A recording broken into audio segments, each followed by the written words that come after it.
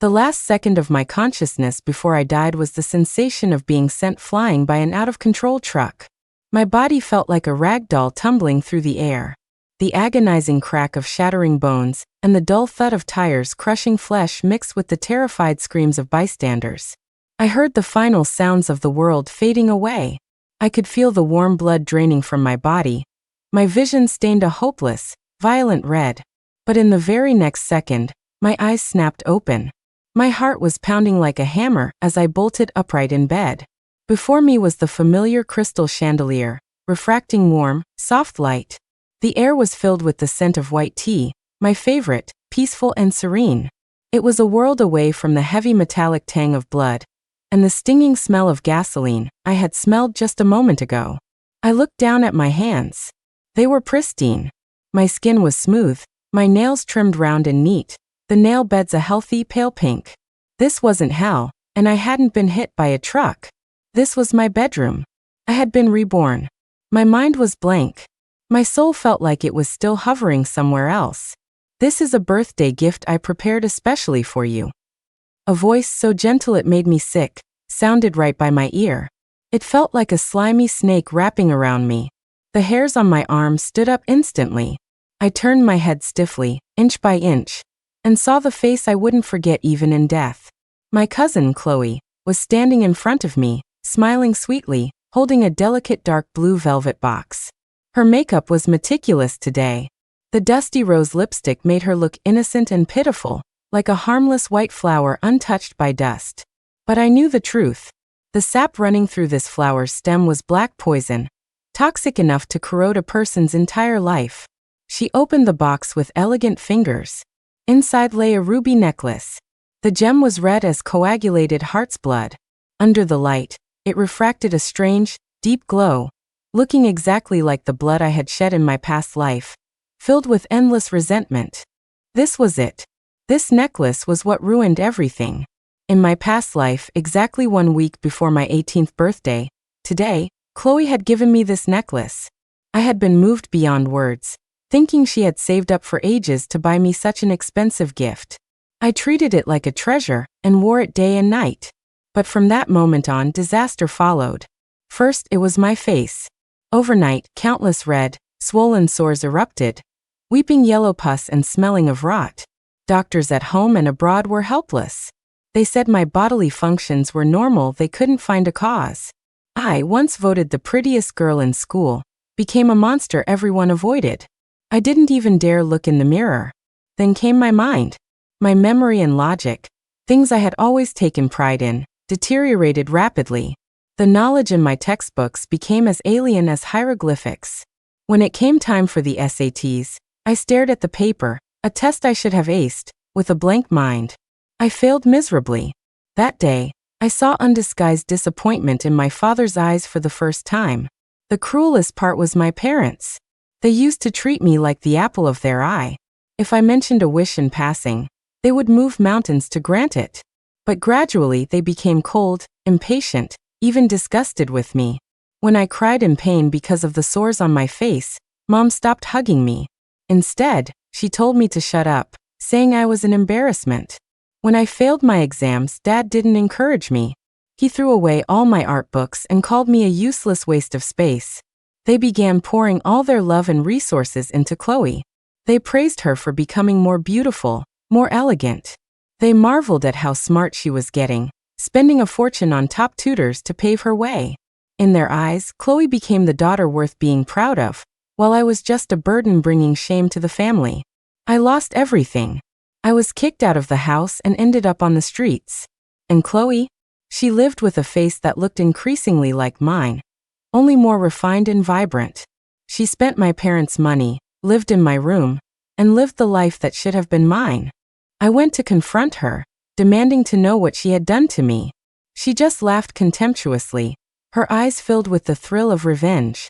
She told me, "Sarah, someone born with a silver spoon in her mouth like you, how could you understand the pain of people like us struggling in the mud? You have everything without lifting a finger. Why, your good fortune should be mine." Then she hired a truck. On my way home from a menial job, she ended my pathetic life. As I died, I vaguely heard her muttering to the air, System, she's dead. Everything she had belongs to me forever now, right? A cold, mechanical voice responded. Yes, host. Fate extraction complete. After the target's death, the luck transfer is permanent. So that was it. Everything I had was just a fate to her, something to be stolen and swapped. A monstrous hatred surged in my chest, nearly burning away my reason. I stared dead at Chloe's hypocritical face, digging my fingernails deep into my palms, using the sharp pain to maintain a facade of calm. Blood seeped from my palms, the sticky sensation making me feel more awake. Sarah? Why aren't you saying anything? Do you not like it? Seeing my delayed reaction, a flash of nervousness and suspicion crossed Chloe's eyes. She seemed worried her plan was hitting a snag. I took a deep breath, suppressing the metallic taste of blood in my throat, and squeezed out a perfect, flawless, beaming smile. I reached out and gently took the cold necklace from the box. The moment my fingertips touched the ruby, I felt a faint electric current, carrying the stinging pain of my death in the previous life. How could I not like it? I looked up, gazing at her with the most innocent, moved expression I could muster, letting a layer of tears well up in my eyes.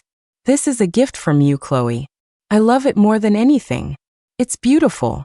You shouldn't have spent so much money.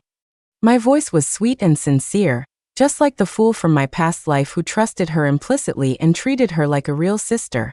Chloe visibly relaxed, her face settling back into that harmless, gentle smile. I'm glad you like it. I went to several stores to find this one. I heard it brings good luck. Our Sarah is about to take her college entrance exams. Wearing this will definitely help you get into the best school. Her words were like a poison knife, stabbing precisely at the trauma of my past life. I definitely will. I nodded heavily, clutching the necklace tightly in my hand, feeling its cold, sharp edges. Just for your kindness, I'll work hard. I'll wear it every day. Of course.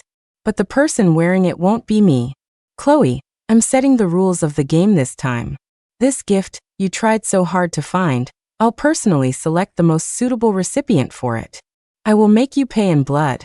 Satisfied, Chloe watched me put the necklace away. She offered a few more fake words of concern, telling me to rest early and keep my energy up, before turning to leave. The moment she closed my bedroom door, the innocent, touched smile vanished from my face, replaced by a cold stillness far beyond my years. I immediately held my breath, moving silently like a wary cheetah to the door, pressing my ear against the cold wood. The hallway was carpeted, so her footsteps were light, but her inner voice crackled in my brain like static electricity. Sure enough, a lowered voice, trembling with excitement and greed, came through clearly. System, she took it. She really took it. That idiot was so moved she was tearing up. She actually thinks I'm being nice to her. Her tone was dripping with contempt and a sense of intellectual superiority. A mechanical voice devoid of emotion rang in her head, but transmitted word for word into my ears. This was likely another gift from my rebirth. I could eavesdrop on the entire conspiracy of this evil duo. Plan proceeding smoothly, host. Please ensure the target, Sarah G., wears the Fate Swap necklace directly against her skin for more than 12 hours daily over the next 7 days. After 7 days, the soul binding will be complete. At that point, you may begin selecting 3 of her fate traits to swap. Finally, I've waited so long for this day. Chloe's voice shook with excitement. I want her beauty, that top-tier look that makes people unable to look away. I want her genius brain so I never have to struggle with anything again. And I want her parents' love. I want them to give all their money, all their connections, all their love to me alone. I want everything she has. Her desires grew like wild vines, every word dipped in poison. Once the swap is initiated, it is irreversible. Please choose carefully, host, the system reminded mechanically. I decided ages ago. Why would I need to be careful? Humph. Chloe's triumphant laughter couldn't be suppressed. She covered her mouth and walked away with a spring in her step, as if she could already see the beautiful future where I fell into hell, and she ascended to heaven.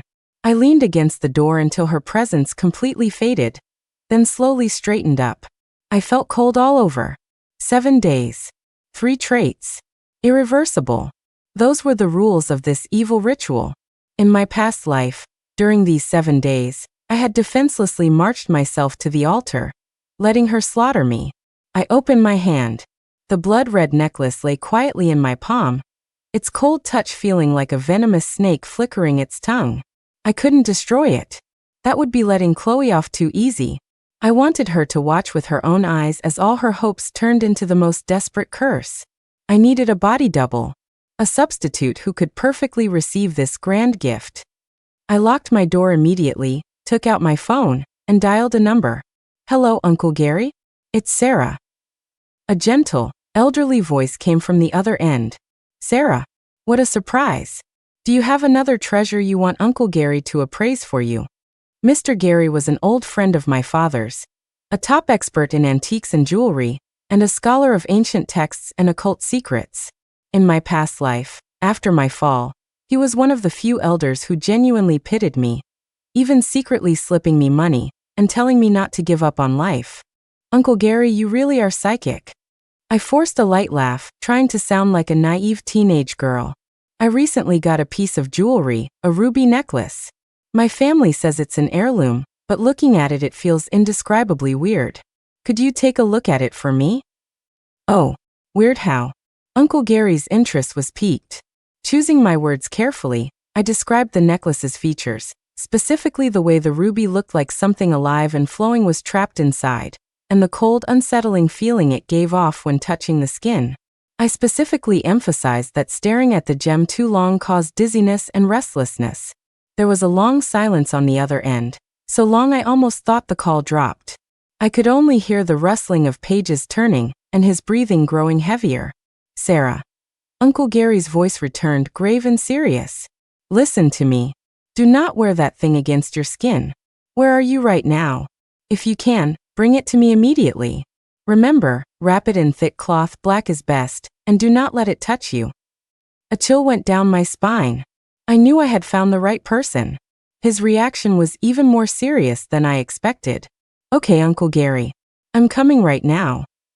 Hanging up, I didn't hesitate.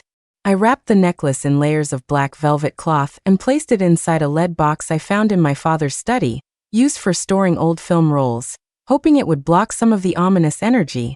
I changed into low-key clothes and hurried downstairs. "Sarah?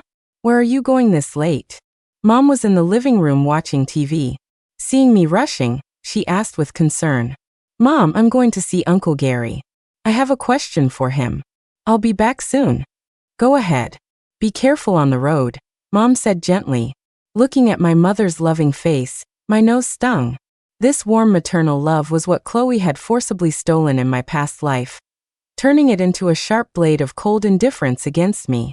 In this life, I would never let anyone hurt my family again. I gripped the lead box tighter, my eyes firm. "Chloe, showtime is starting." By the time I drove to Uncle Gary's tea room, it was late. The rustic room was lit by a single calming incense burner, faint smoke curling in the air. Uncle Gary was sitting behind the tea table. Seeing me enter, he skipped the pleasantries and pointed to the seat across from him, signaling for me to take the item out. His expression was unusually solemn, his habitual smile was gone. I placed the lead box on the table, opened it, and peeled back the layers of black velvet. When the ruby necklace was fully exposed under the soft light of the tea room, I distinctly felt the temperature in the room drop a few degrees. The air seemed to thicken. Uncle Gary put on his reading glasses and picked up a high-powered loupe, leaning in to examine it closely. He didn't touch it with his hands, instead using an ivory probe to gently move the chain. His frown deepened, and his face grew darker. I could see beads of sweat forming on his temples. After a long time, he straightened up and exhaled a long, turbid breath, as if he had just fought a silent battle. "It really is that." He put down the loupe and looked at me with a complex mix of pity and concern. "Child, you were right to come. This thing isn't a lucky charm. It is an object of great evil." "Uncle Gary, what exactly is it?" I asked, feigning ignorance, my voice trembling with just the right amount of fear. "This is called blood grafting," Uncle Gary said slowly, his voice low. "It's a long-lost piece of sorcery from the South Seas. The caster uses a medium to connect their blood with the victim's luck.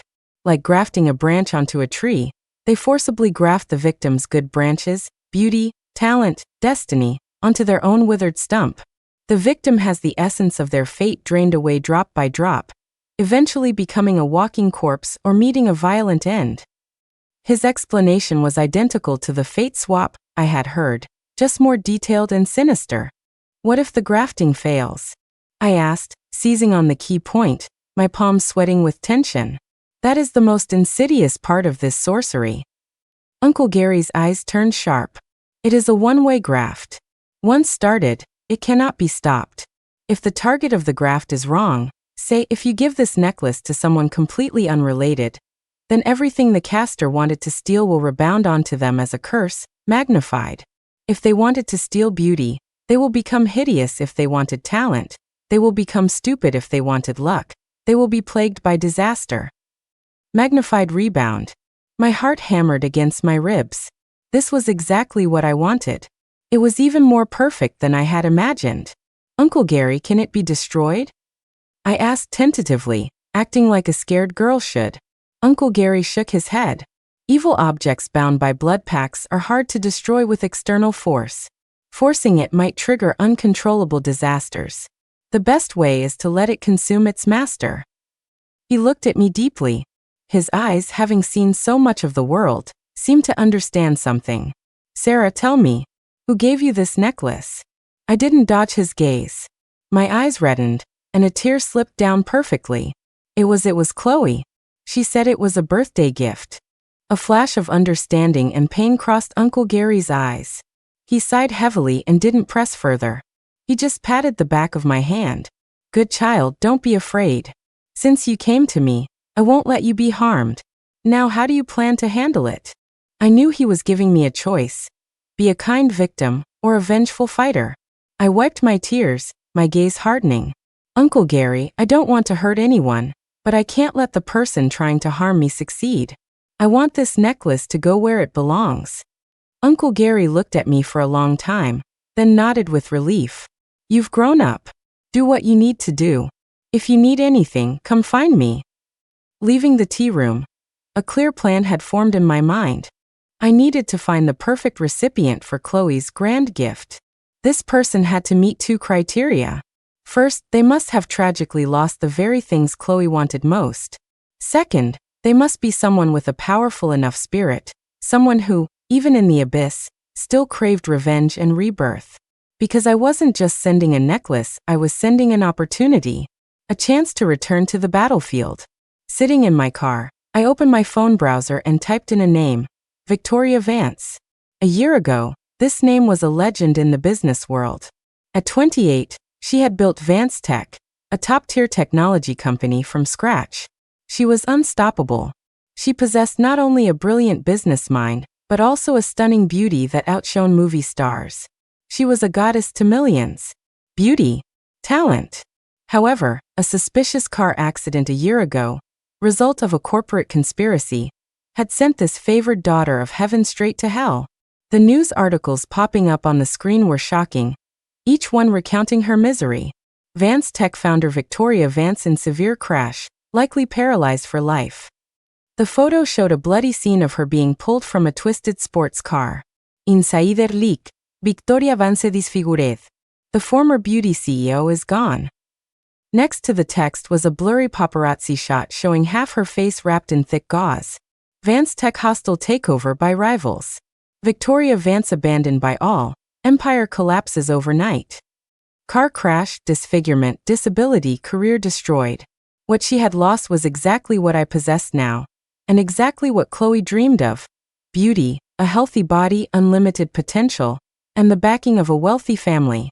These three things corresponded perfectly to the beauty, genius, and parental love that Chloe wanted to steal from me. Victoria Vance. She was the one. I found the address of the high-end private sanitarium, where she was staying. Chloe, you want my fate? Fine, I'll give it to you. But this fate belongs to the Victoria Vance of the past. I'd like to see if a withered weed growing in the gutter, like you can handle the weight of a queen's crown of thorns. The core of the plan was deception. The next morning, the first thing I did was take a photo of the necklace to the city's most famous jewelry replica workshop. Can you make an identical necklace? Materials don't matter. Ordinary crystal and gold plating are fine.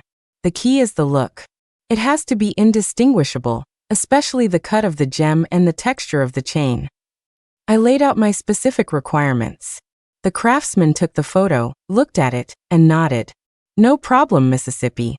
The craftsmanship is a bit complex. Come back in 3 days. I'll pay triple if you can finish it today. I pulled a stack of cash from my wallet and placed it on the counter. The craftsman's eyes lit up. He looked at the photo again and said solemnly, "Come back at 4 p.m. at the latest."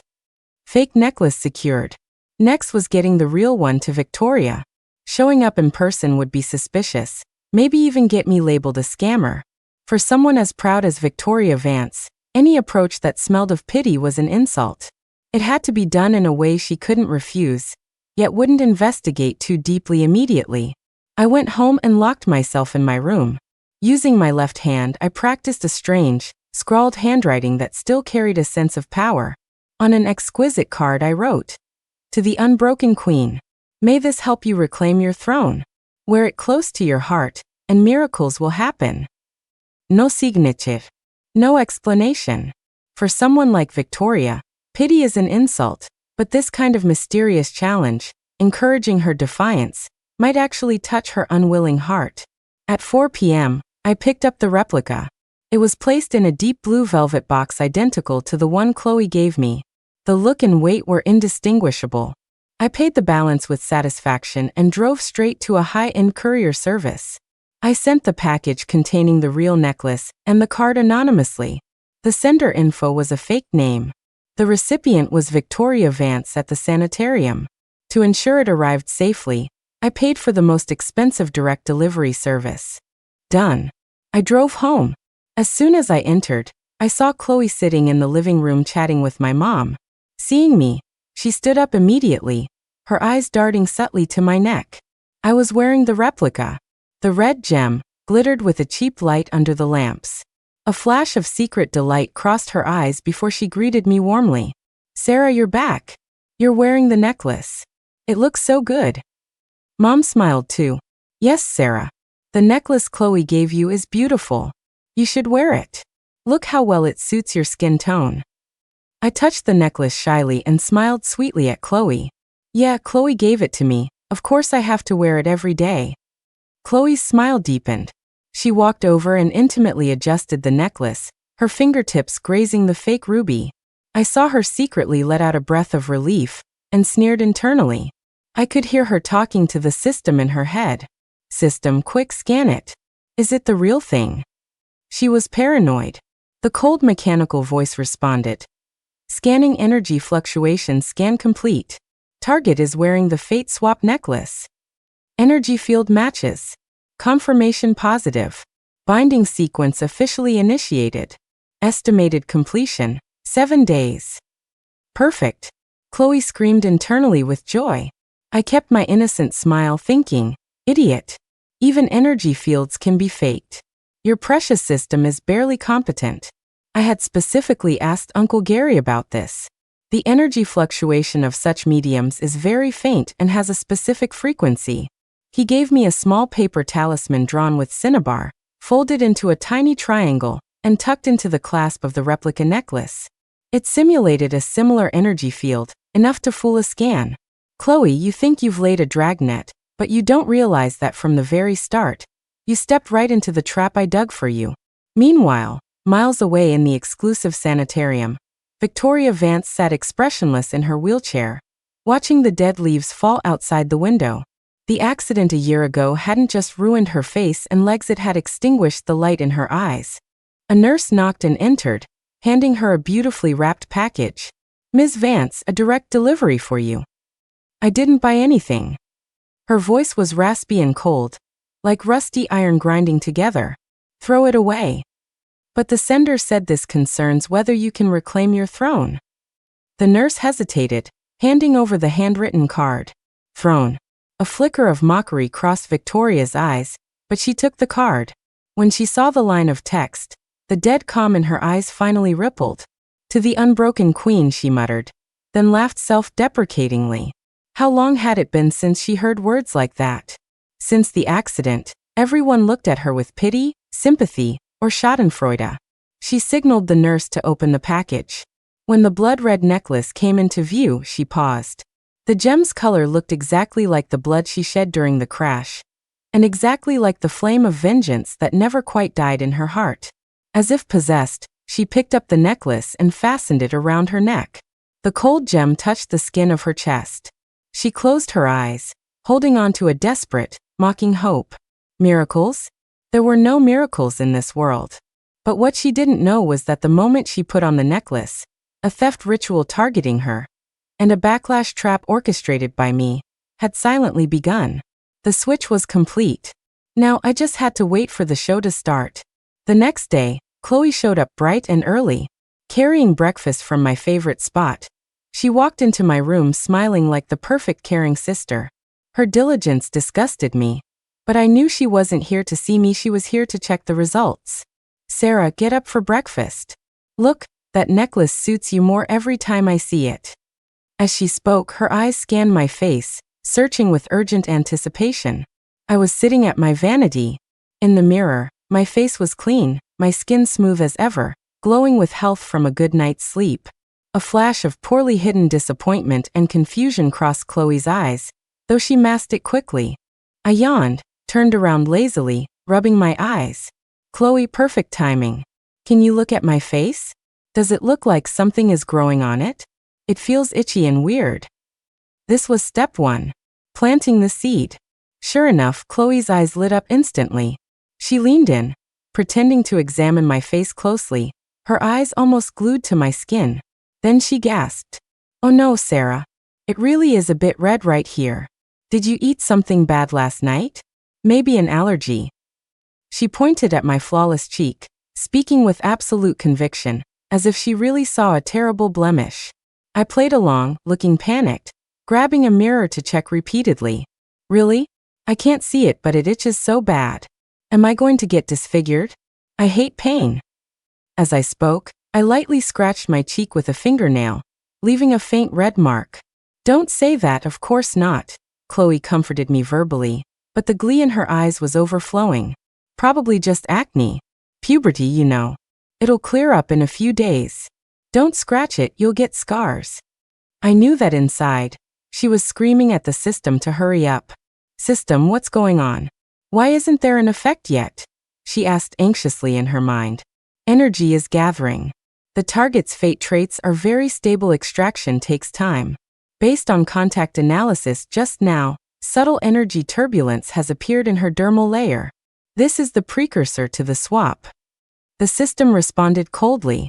Getting professional confirmation, Chloe was satisfied. After seeing her out, I locked the door and took out my prepared prop, a special plant sap extract I had begged off Uncle Gary. It was non-toxic, but hours after application, it caused red, swollen bumps that looked exactly like severe cystic acne. It would fade naturally in 3 days. I carefully applied the sap to my cheeks and forehead, then waited. By afternoon, Chloe was back, using the excuse of bringing fruit. Running to my house twice in 1 day, her intentions were blatant. This time, when I opened the door, she saw exactly what she wanted to see. My face had erupted in a dozen angry, red sores, some even coming to a white head. It looked shocking, identical to the misery of my past life. Oh my God, Sarah. Your face. She covered her mouth, her eyes wide with undisguised shock and ecstasy, the twisted pleasure of finally getting what she wanted. I burst into tears. The tears weren't fake, they were mixed with real emotion. Seeing this face brought back all the pain and humiliation of my past life. I threw myself onto the bed, burying my head in the pillow, my body shaking with sobs. My face is ruined. I can't let anyone see me. Chloe, go away, don't look at me. I'm so ugly. Chloe walked to the bed, patting my back gently.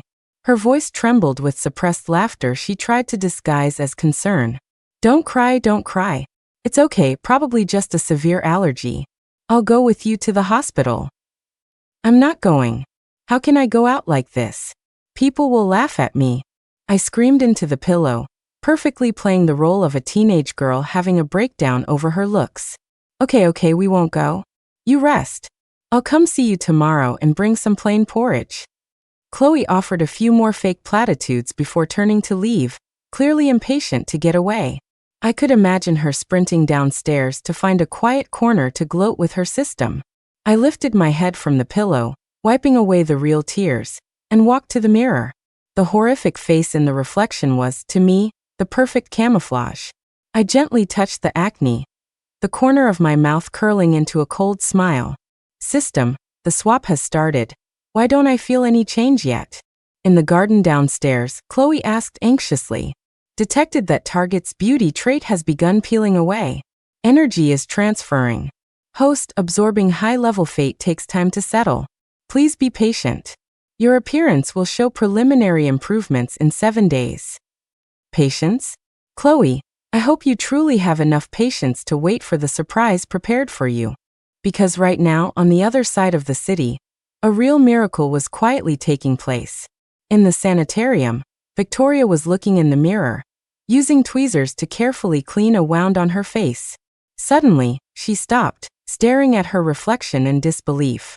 At the edge of the deepest scar near her eye, the angry red granulation tissue seemed to have faded just a tiny bit.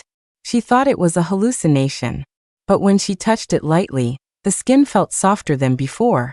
A faint, almost imperceptible warmth was radiating from the necklace on her chest, slowly nourishing her damaged skin.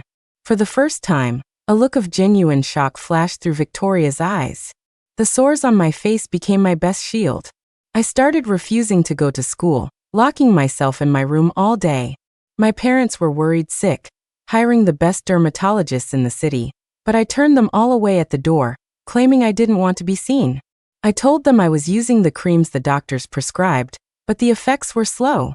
My erratic behavior was, in Chloe's eyes, proof that the plan was working perfectly. She came over almost every day, bringing various soups she claimed detoxified the body, but really just to monitor my progress. Watching me get more haggard and hysterical by the day, her smile grew more sincere by the day. The school's monthly mock exams arrived, the most critical test before the SAT's college entrance exams. The results would directly impact recommendations and scholarships. Under the tag team pressure of Chloe and my homeroom teacher, I reluctantly agreed to take the test. On the day of the exam, I walked into the hall wearing a heavy mask and a hat pulled low to cover half my face, deliberately projecting an image of insecurity and sensitivity.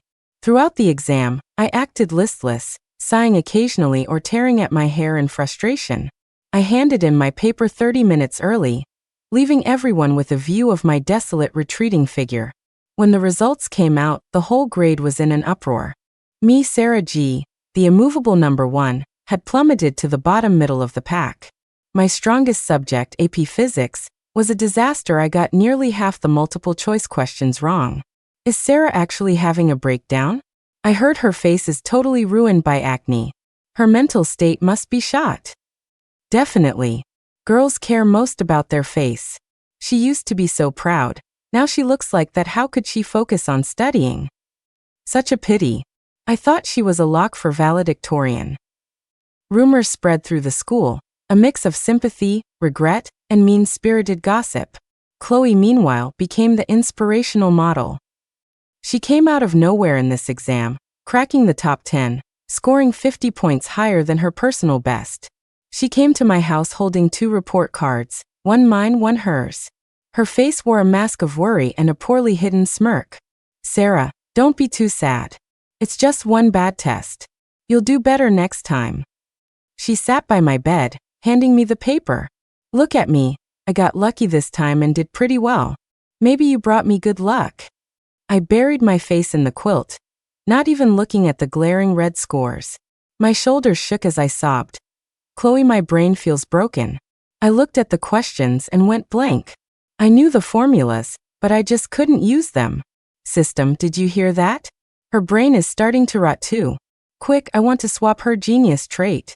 Chloe screamed silently in her mind. Command received. Second trait, talent, swap initiated. This trait has an extremely high energy level. Transfer estimated to complete within 7 days. Host will experience increased mental agility during this period. Chloe left satisfied. She believed that soon, she would possess my genius brain. becoming truly favored by heaven, trampling everyone beneath her feet. Meanwhile, miles away at the sanitarium, Victoria sat at her desk, processing company documents her loyal subordinates had risked their jobs to smuggle in. The mess at Vance Tech was more complex than she imagined. Core patents stolen by rivals, capital chains near breaking point, projects dead in the water. She frowned, staring at a technical proposal for an AI algorithm, her mind cloudy. This problem had stumped her for 2 whole days. Suddenly, a stream of clarity seemed to pour into her head. The blocked thoughts cleared instantly. A bold, elegant solution she had never considered before appeared in her mind frame by frame, like a movie. The complex code and business logic rearranged themselves automatically, forming a perfect path to victory. She froze, then her eyes exploded with incredulous light. She grabbed a pen and began writing furiously. The technical bottlenecks that were once obscure became fluid and simple under her pen, conquered one by one. An hour later, a new proposal that could not only save Vance Tech, but allow it to technically leapfrog its competitors was on the paper. Victoria put down the pen, her chest heaving. She looked at her hands, then subconsciously touched the necklace. The warmth was more obvious now. Was the card true? Did miracles actually exist? She immediately dialed her assistant Jay, her voice suppressing excitement and radiating undeniable command. Jay, gather our people immediately. Execute the new plan I'm sending you right now. Also, any update on the mystery sender? Ms. Vance, Jay's voice was equally emotional. We have a lead. From that day on, Victoria's world began to turn upside down. Her mind became clearer than ever. Business problems that once plagued her were now simple. Through encrypted emails, she remotely commanded her loyalists like a general, dismantling her opponent's setups step by step, planting critical seeds for reclaiming Vance Tech. Her subordinates were shocked to find that the invincible boss Vance wasn't just back, she was sharper and more powerful than before. Even more shocking were the physical changes. One morning while washing up, she accidentally caught a glimpse of herself in the mirror. The face that had been mangled by glass was healing. The hideous scars were fading at a visible rate. Though not fully recovered, she was no longer terrifying. The shadow of her former beauty was returning. She reached out with trembling fingers, touching her cheek. Under the skin, she felt the faint itch of regeneration. She immediately called the nurse to check her legs. Ms. Vance, your left leg has sensation. Oh my God. The muscle is showing slight contraction response. The nurse's scream was filled with disbelief. Victoria looked down at the legs doctors had declared permanently nerve damaged. She focused, veins popping on her forehead. Under the nurse's shocked gaze, her toe actually moved, a slight, spasmodic twitch. In that moment, even a woman as battle-hardened as Victoria Vance felt her eyes burn with tears. She wasn't dreaming. She was recovering. The mysterious package, the blood-red necklace, the words to the unbroken queen. Who was behind all this? She dialed Jay again, her voice raspy but filled with absolute authority. Jay, use every resource to investigate. Find the person who sent that anonymous package 2 weeks ago. I want to know who they are and what they want. Victoria's business instincts and survival drive were fully activated. She didn't believe in free lunches. Behind this miracle, there had to be a secret. She had to find this person and take control. Friend or foe, she would hold her destiny in her own hands. Yes, boss. Hearing that authoritative tone again, Jay sounded like he might cry.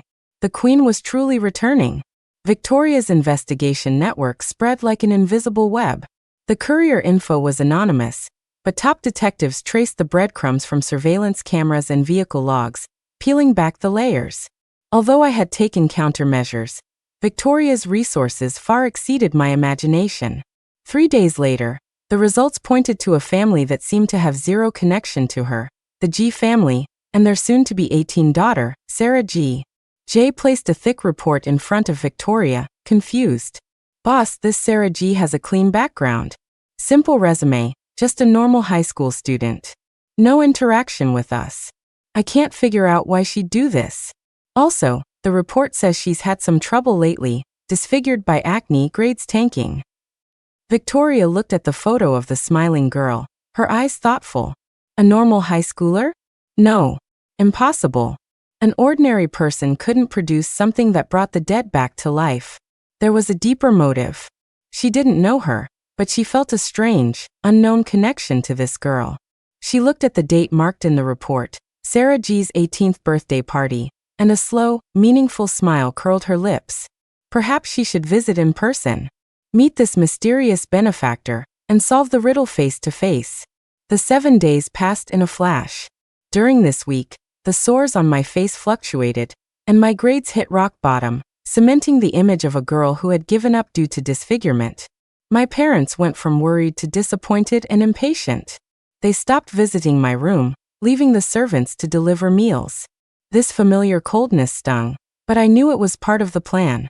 Chloe meanwhile hit her peak. She grew prettier, her skin smoother, her features softer. She became popular at school, praised by teachers and students for her skyrocketing grades and her devoted sister act. She basked in the stolen glory, her contempt for me barely concealed. On the night the 7 days were up, she came to my room again. "Sarah, tomorrow is your birthday. Cheer up." She sat by my bed, looking down at me. "Even though you're like this, you're still the G family daughter. Aunt and uncle still love you." I curled up under the quilt, silent, like a hedgehog abandoned by the world. Internally, she couldn't wait to talk to the system. "System, is the binding complete? Can I make my last wish?" "Soul binding 100% complete. Second trait, talent 70% absorbed. Host, you may make your final swap wish." Greedy, malicious light burst from Chloe's eyes. "I wish to swap Sarah's kinship fate. I want to replace her and become her parents' only beloved daughter. I want them to forget Sarah and love only me."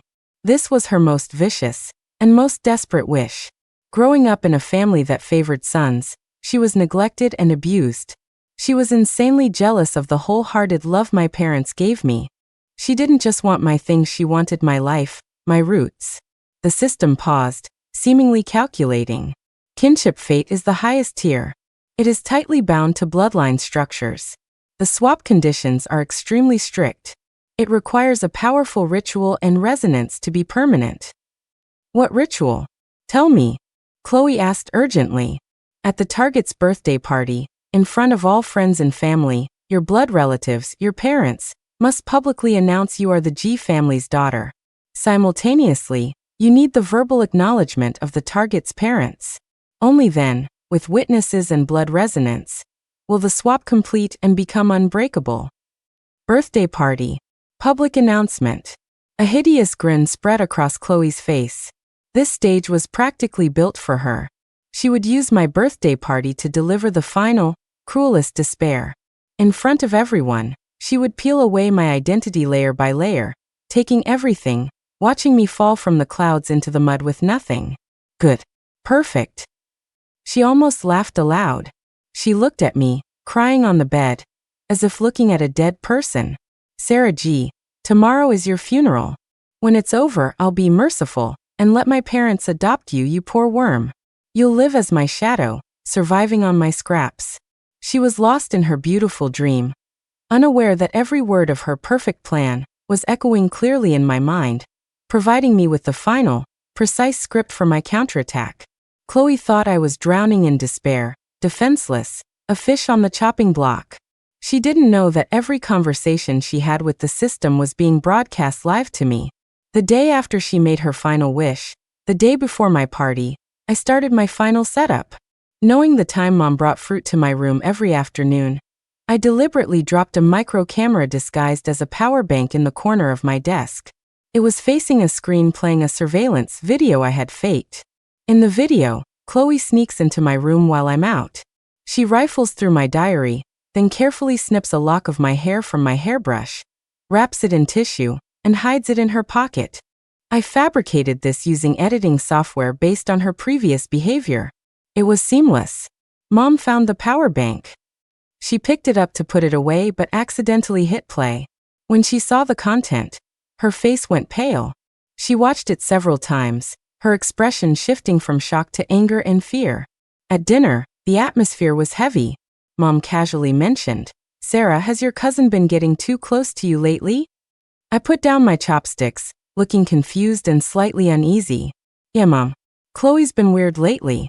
Too enthusiastic. She keeps asking about Dad's company shares and my bank passwords.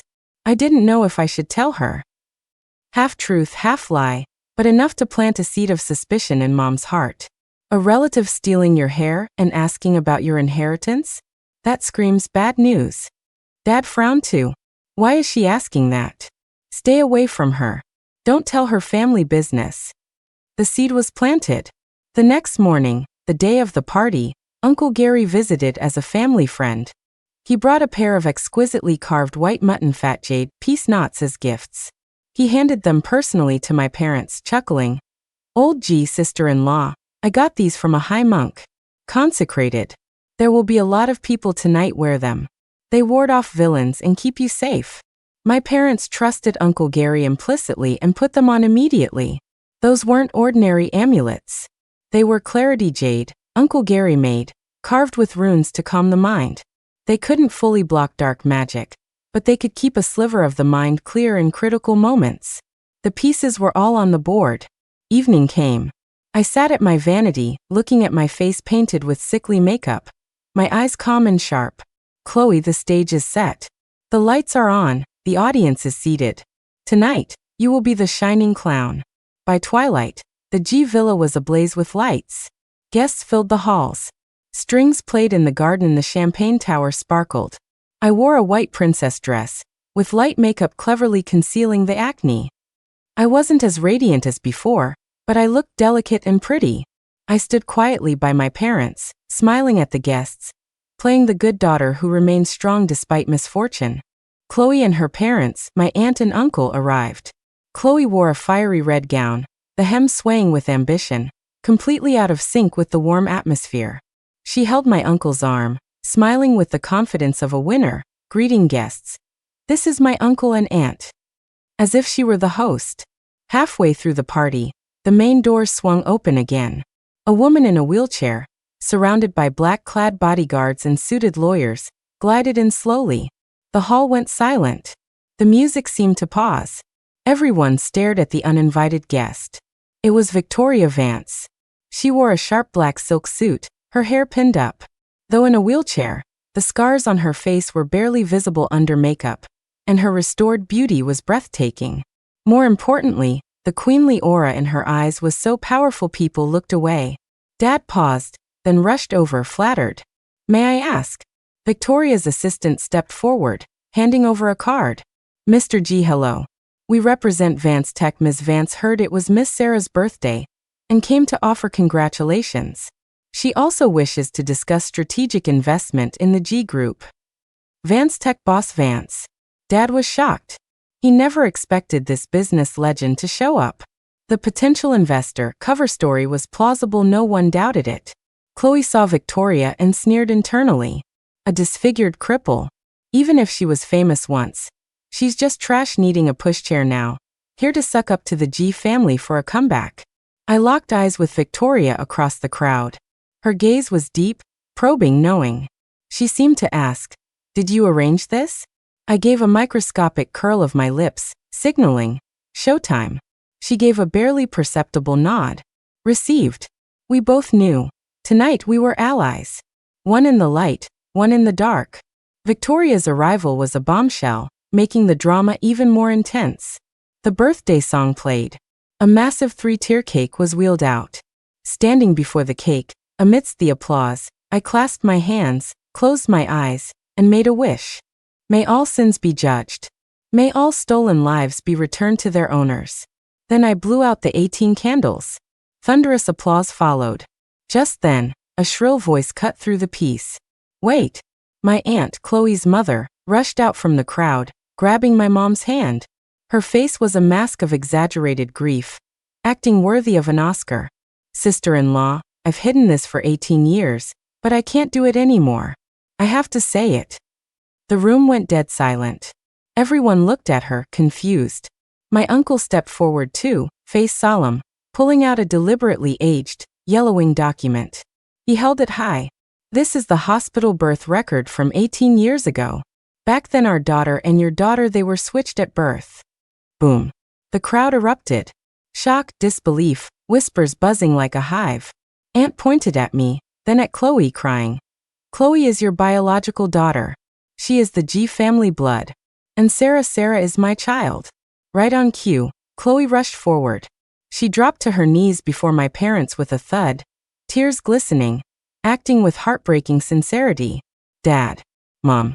I'm your real daughter. She cried as if 18 years of separation were pouring out. Chaos. Guests' gazes swept between me, Chloe, and my parents like searchlights.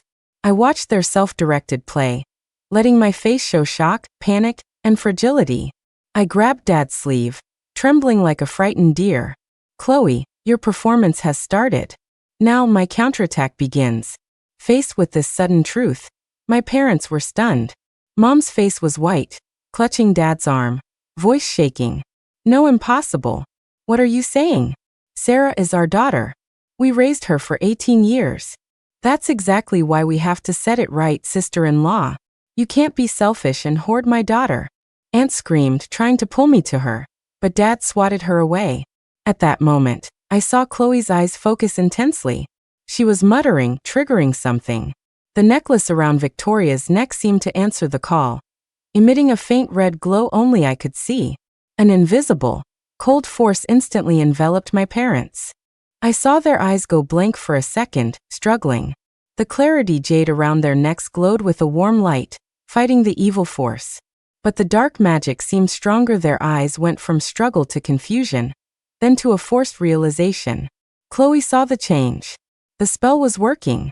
She threw herself at Mom's feet, crying harder. Mom, look at me closely. Look at my eyes. Don't I look like you when you were young? Blood doesn't lie. Mom looked down at her, the confusion deepening. She stared at Chloe, then back at me, looking torn apart. Like she does look like me, she murmured. Success. Chloe was ecstatic. She felt a warm energy flowing from my parents to her, the kinship fate. She looked up triumphantly, shooting me a provocative, victorious glance across the crowd. She mouthed, everything you have is mine. I played along, face pale, body shaking, as if the news had broken me. I stumbled back, eyes full of tears, looking helplessly at the guests, the perfect victim.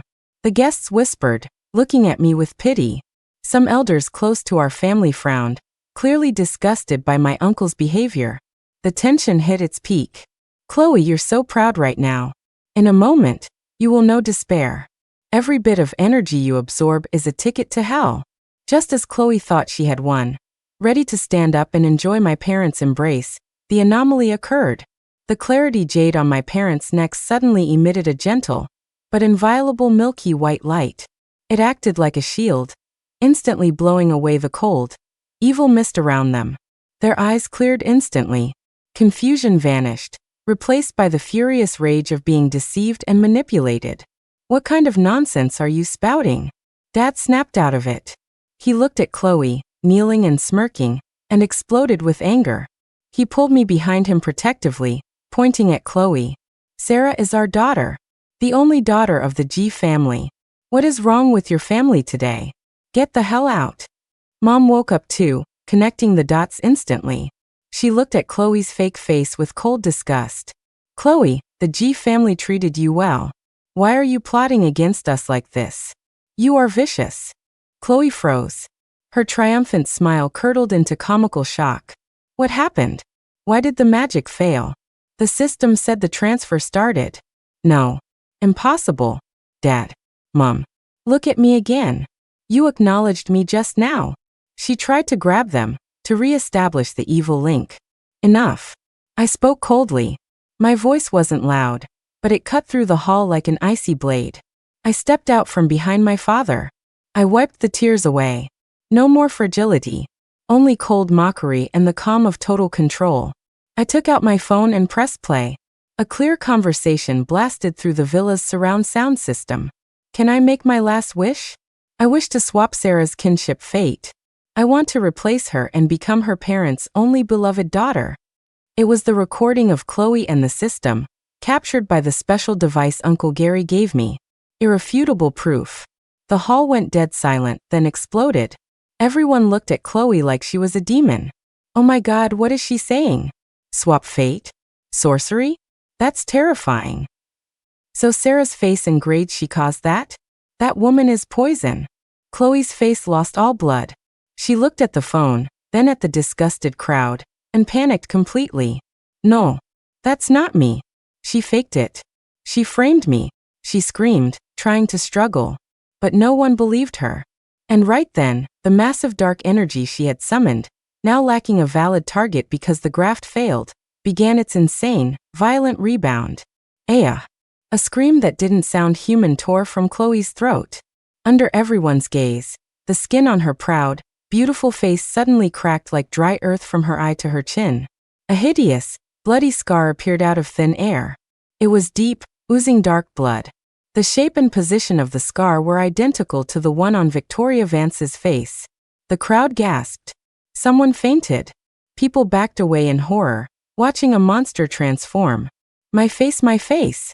Chloe touched the hot, uneven, sticky mess. She saw the terror in the guest's eyes. Saw her reflection in a phone screen, a face like a ghoul. She broke. But that was just the start. She screamed, trying to stand and run, but her legs gave way. She collapsed heavily. A sickening crack of dislocated knees echoed.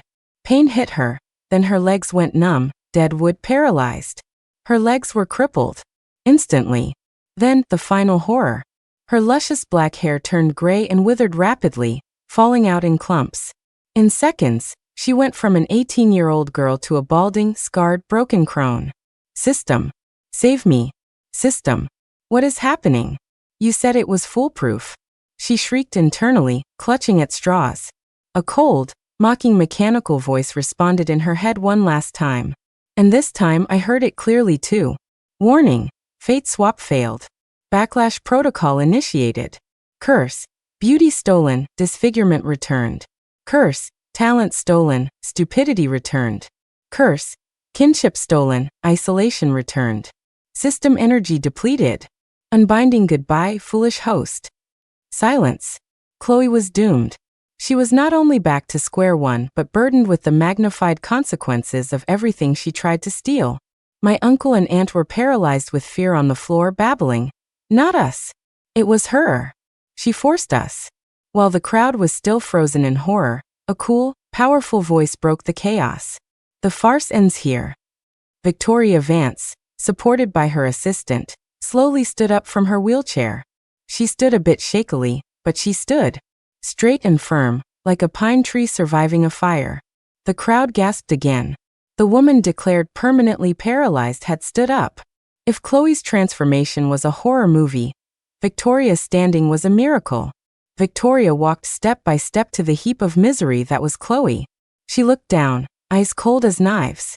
The luck you stole made you think you could be beautiful and smart. But you didn't know that luck was only enough to restore 1/10,000th of my talent and beauty. Now she smiled cruelly. I'm taking back the interest. She nodded to the lawyer behind her. The lawyer stepped forward, presenting a file to my uncle and aunt. You too are suspected of corporate fraud, malicious injury, and falsifying documents. We have called the police. Here is the evidence of you conspiring to cause Ms. Vance's car accident. It turned out the mastermind behind Victoria's crash was my greedy uncle, trying to steal corporate secrets. Police, waiting outside, marched in. Cold handcuffs clicked onto my uncle and aunt. Chloe, along with her stupid, greedy parents, were taken away. Prison and endless regret awaited them. Chloe would spend the rest of her life in a cell, looking like a monster. The storm finally passed. That bizarre, terrifying birthday party became the talk of the town, though people tacitly agreed not to dig too deep into the supernatural parts. They just knew the wicked G relatives got their karma. I regained my brilliance. The acne faded in days, my skin was better than ever. I blamed hormones and stress relief. Without Chloe's interference, I crushed the SATs and got into the top university in the country, realizing the dream stolen from me in my past life. Victoria reclaimed Vance Tech with thunderous force, taking it to new heights. She became my mentor and guardian. She taught me business strategy and how to be a truly powerful woman in a complex world. The ruby necklace turned to dust on Victoria's neck after the backlash, vanishing as if it only existed to settle this score. On the day I left for college, Victoria drove me. Her custom sports car turned heads at the campus gate. Standing by the dorms, her scars were gone. She had reclaimed her world-ending beauty, but her eyes held the glory of a survivor. No wheelchair, just a steady stride and commanding aura. She fixed my bangs. "Sarah, thank you. Without you, I might have rotted in that sanitarium forever." I shook my head, smiling sincerely. "I should thank you. You taught me how to fight. You taught me what true strength is." She smiled, a dazzling sight that outshone the sun. "Remember," she said seriously, "we don't rely on vague destiny. That's an excuse for the weak. We create our own new lives." I nodded vigorously in the September sun. The nightmare of the truck, the pain of betrayal, the despair, it all evaporated like mist. Looking at the new campus and the legendary ally beside me, I felt a peace and power I had never known. I knew this wasn't just a victory of revenge. It was my rebirth. A rebirth I created with my own hands.